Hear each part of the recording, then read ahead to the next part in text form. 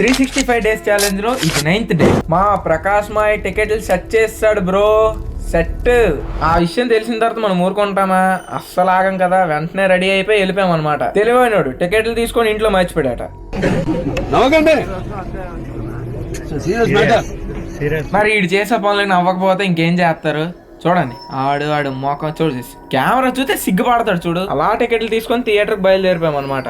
అసలు ఫ్యాన్స్ అంటే మీరు 250 టికెట్ 200 అనుకుని 200 వచ్చాను. పాపం అక్కడ ఒక ఆయన 200 తీసుకొచ్చారు. టికెట్ వచ్చేసి 250.